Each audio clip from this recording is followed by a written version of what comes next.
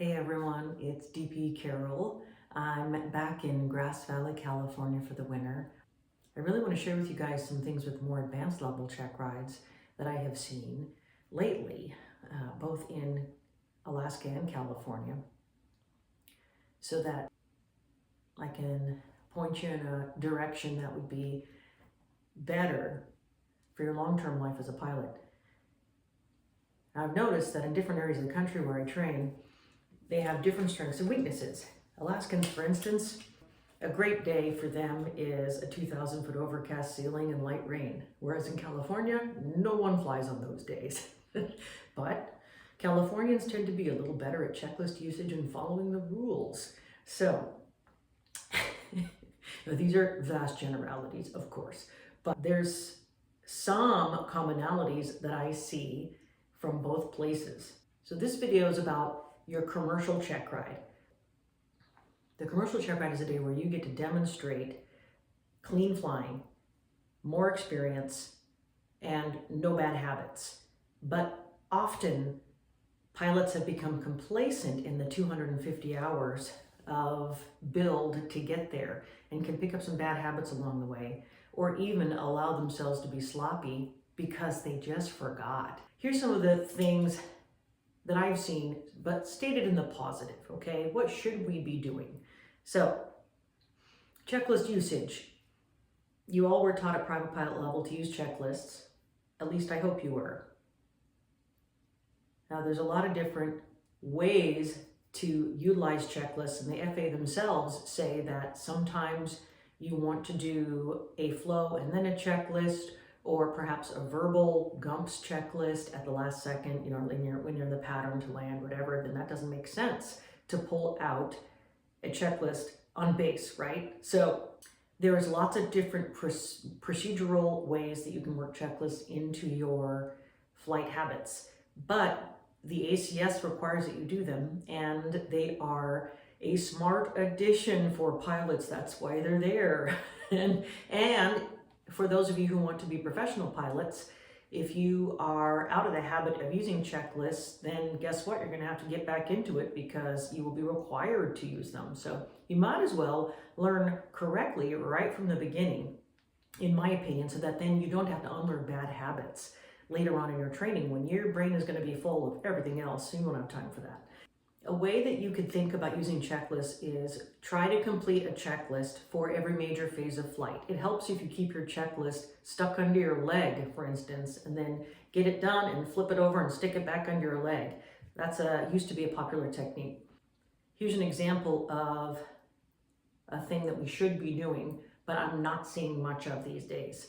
And that is, after you exit the runway after a full stop landing, come to a stop once your tail is past the hold short line. Then run your after landing flow and your after landing checklist.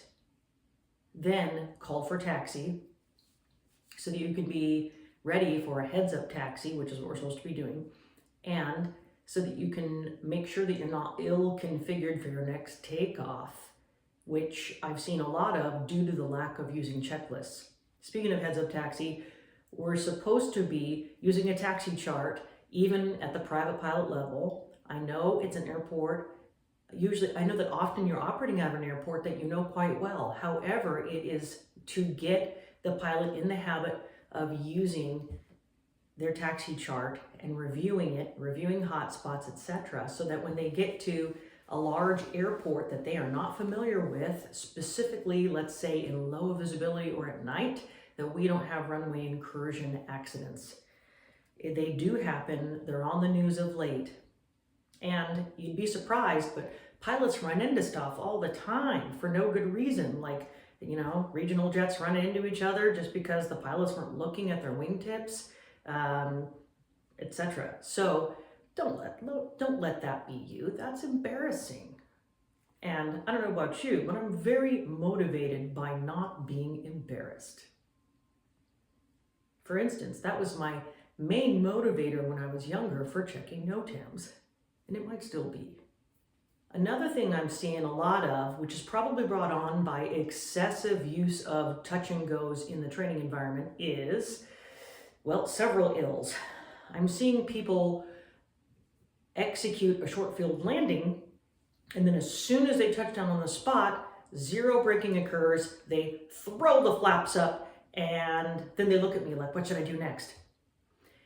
So there's two things wrong with this picture. First, the ACS says that you should simulate max braking. Nowhere does it say simulate braking. So if you are training your people to do that via touch and go, it's a terrible procedure because you are detraining them from using their brakes for a short field landing, which is the opposite of what we want their primacy of training to be.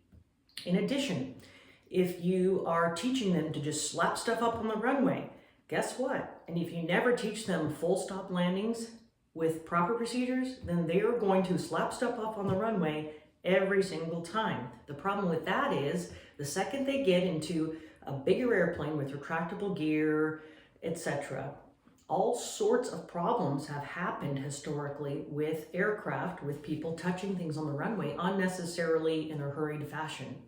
So that is why decades ago, the industry standard became don't touch anything until you're clear of the runway. There is no need to do anything unless you have a specific procedure called for by your manual or POH, such as retract flaps for maximum braking. But I have seen people retract the flaps, but maybe only about 10% of these people are even touching their brakes at all on a short field landing.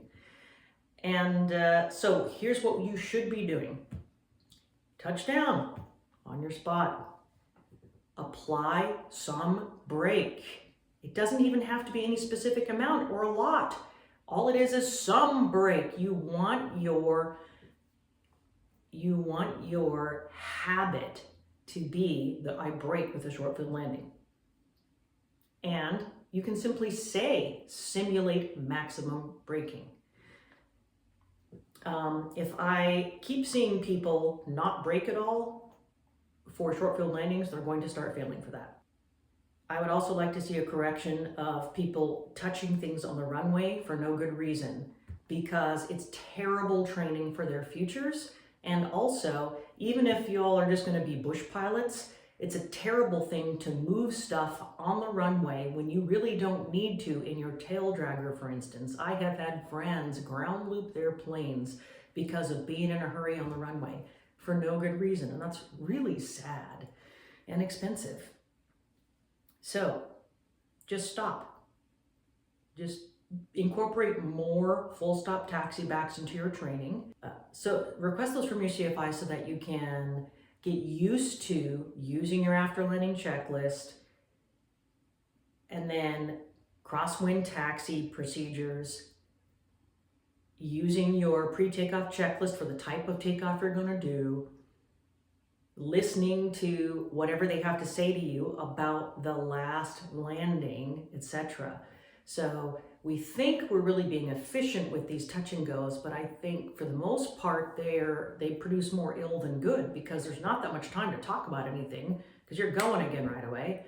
And then it teaches a bunch of bad habits inadvertently that even I wasn't really aware of until I started doing all of these check rides and seeing the deleterious results. So let's talk about short field takeoffs. CFIs. Please, please, please make sure your applicants are using the entire runway. Now, if there's an extra inch behind, that's fine. But what I'm saying is I see people quite a bit of the time taxiing onto the runway following the yellow stripe unthinkingly. And unfortunately, the yellow stripe is nowhere near the full runway length on pretty much every runway. So I'm not sure what's happening with that, but perhaps you could tell them if you are on the center line stripe for your short field takeoff, you are not using the whole runway and you're not in compliance with the ACS. I don't know. Along those lines, it's a good idea to challenge yourself and make every landing a spot landing. Why should it be a special occasion that we can control our aircraft with precision? I don't think it should be.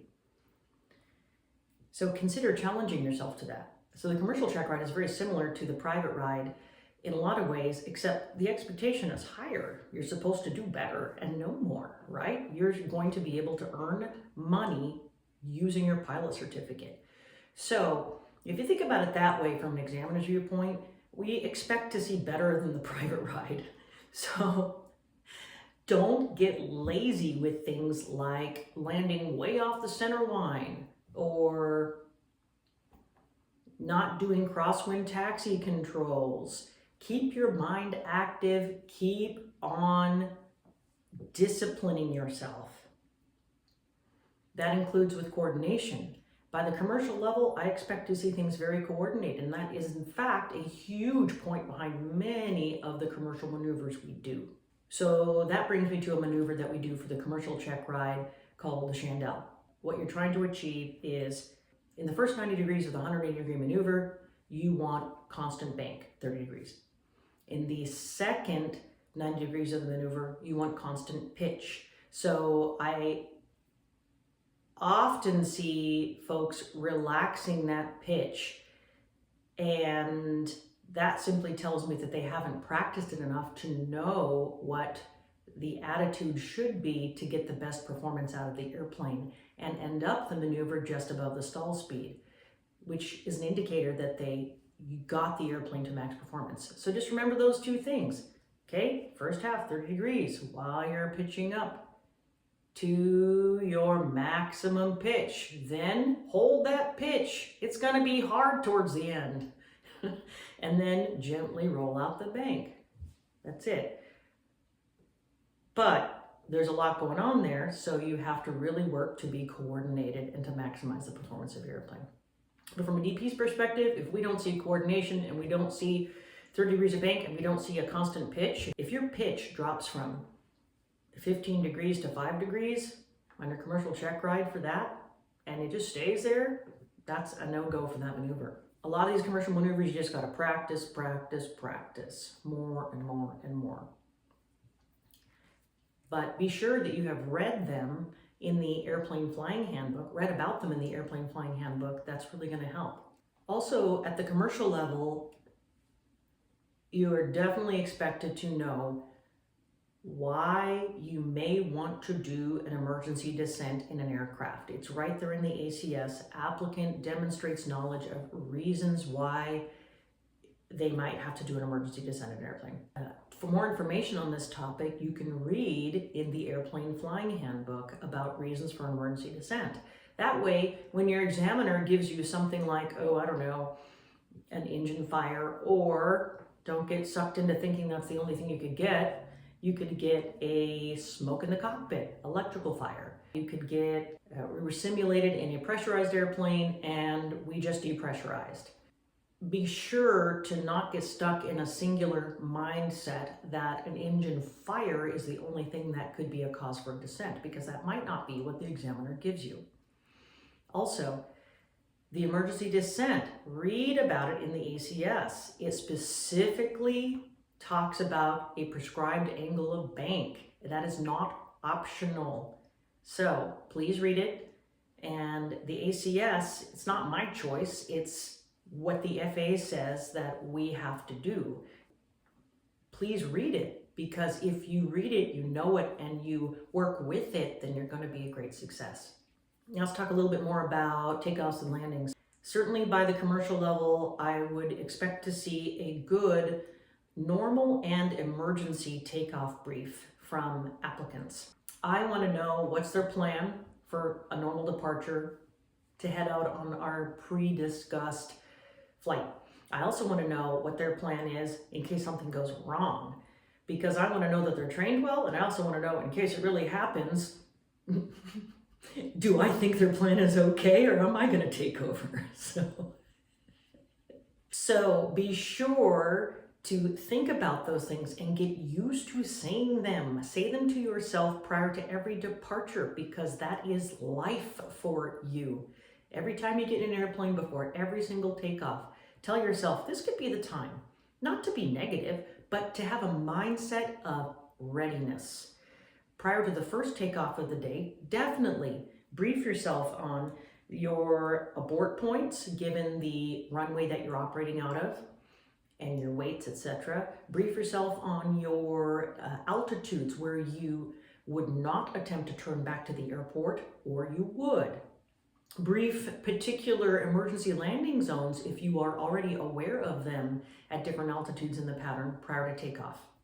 So with each airport, you're going to have to consider different risk factors, obstacles, runway slope, the glide ratio of your airplane, etc.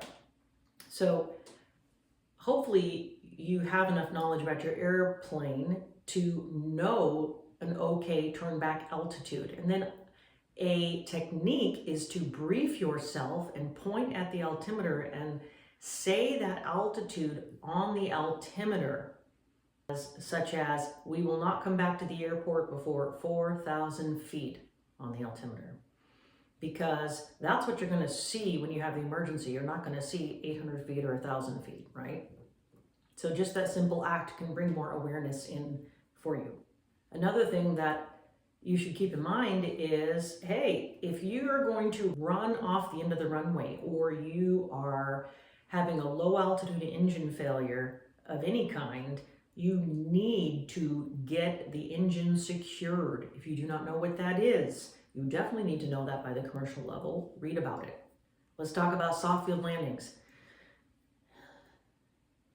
These are challenging for folks because the nose is high and they cannot see over the nose to the end of the runway, which is their normal focus point in the flare to judge altitude. Are they straight, and are they being drifted right or left by a crosswind? So I'm going to tell you a little trick that's been around since the ancient days of tail draggers, okay? All you gotta do is look 30 degrees to the left of the nose if you're in the left seat, okay? If you're in the right seat, it's 30 degrees to the right of the nose. If you look 30 degrees to the left of the nose, this angle is about right for you to be able to gauge, am I being drifted right or left? Is that line getting closer? Is the slice of pie changing shape? Because that means I'm crooked. It's about the right distance for you, whereas looking straight above your wheel wouldn't be appropriate. That doesn't give you good information, and you can't really see over the nose. So try it out. This is really going to help you out when you are doing soft field landings with crosswinds, which is usually when I see people not doing well with this maneuver.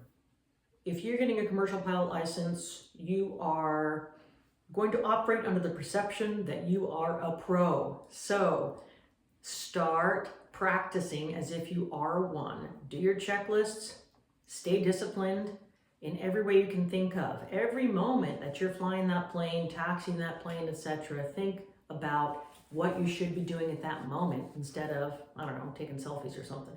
So the other piece of advice I have is, don't spend your 250 hours of time building in the pattern and in your nearby practice areas near your home field.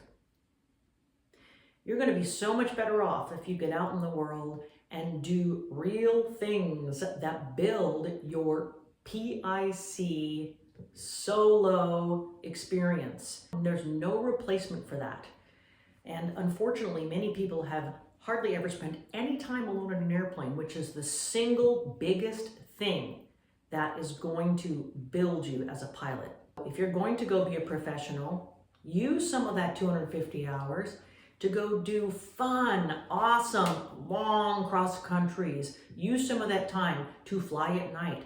Use some of that time to fly actual IMC. Use some of that time to challenge yourself just a little bit with wind, okay? There's no law that says, oh, there's rain out there and a tiny bit of turbulence, I better not go, it might not be safe, all right? If you've gotten to the commercial level and you've never flown in light turbulence and you can't correct for something that's not even technically light chop, or deal with a halfway decent crosswind, by the time you see me for your commercial check ride, it's gonna show. So get out there, go do stuff, build time with just you in the airplane or you and other people who are not pilots. The time with your instructor is awesome, but there's nothing like being by yourself out there. get out there and have fun while you're doing it, because that's the whole point. If we're not having some level of fun flying airplanes, then we're doing it wrong, because you absolutely can be a fantastic professional and be upbeat and have a really fun time at the same time. These things are not mutually exclusive. So get together with your friends, think about where you want to go, fly as a group if you want, right? Plan to meet friends out at Half Moon Bay or up at Truckee. Go ahead, get some mountain instruction. Challenge yourself just enough to push beyond, a little bit beyond your normal, or else you're never going to grow. The tricky part about that is doing that within a safe enough environment that you don't use up all your luck as an aviator. So go over personal minimums. This is a slow process, and you have to use risk mitigation techniques and think about it wisely, but you do need to do it. Commercial pilot applicants, I want to see you succeed on the day of your check ride. Even more than that, I want to see you succeed in life. And when you are in charge of an aircraft, or even a first officer on an aircraft, where people's lives are in your hands. That is why I make these videos. Thank you so much for watching. I'm cheering for you.